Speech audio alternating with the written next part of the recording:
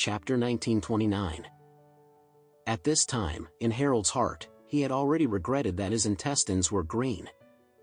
Being beaten into a waste by furious men is actually not the worst. After all, it only takes a few months to recover after being injured.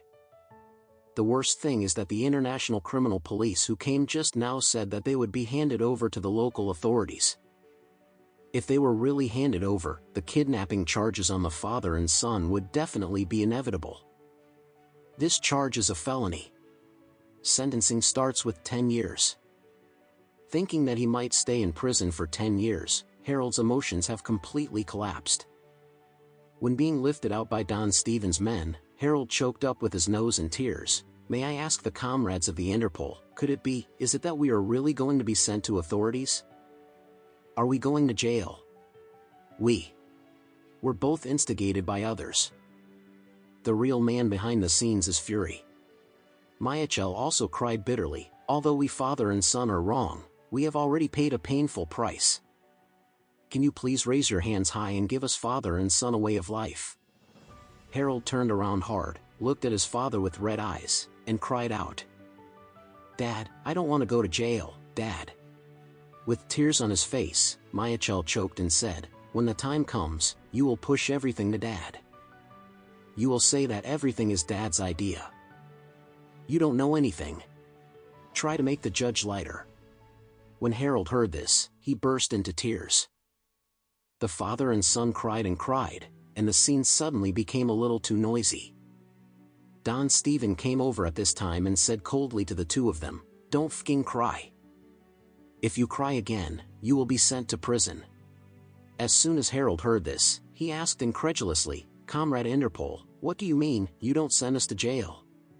Mr. Don Stevens said coldly, "Fortunately for you two, we must keep the arrest of Roxa absolutely confidential, so we cannot let people from other departments know about it for the time being. So today you kidnapped Elaine and Roxa. It will not be communicated to local agencies." "Really?" When Harold heard this, his whole body twitched with excitement. However, because of the twitching, the severe pain in his limbs became more severe, so he kept wailing. Although his mouth was screaming in pain, Harold's heart was extremely excited. In any case, a prison sentence is finally removed. The Beacon Top Villa at this moment.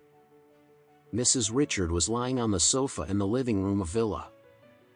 While watching the time, she said to Olivia, who was sitting on the other side, "Why haven't your father and your brother figured it out yet? There has been no movement for so long." Wendy said, "Maybe they can't take care of it. After all, there are quite a lot of things. Not only they have found someone to give Elaine to that person, but also filmed the video and sent her to the black brick factory." Mrs. Richard nodded gently, and said with a smirk, "This Elaine, she's really drifting recently. She's always floating in the sky. It's really a bit ungrounded, so she should also experience it. What is civil suffering?" Wendy smiled and said, "Yes, Grandma, Elaine, this BTCH woman, I hate her a long time ago, especially since she is so terrible this time. I can't wait to break her leg again." As she said with a look of nostalgia, "It was interesting when I was in the cell. The 5 big and 3 rough could not wait to take Elaine's feces out with a slap. Elaine was really miserable at that time. Thinking about it, I still get excited." Mrs. Richard also nodded again and again, and said happily, "Oh, the rural lady really has 2 strengths. That woman is as strong as a cow. To deal with Elaine, one can beat her.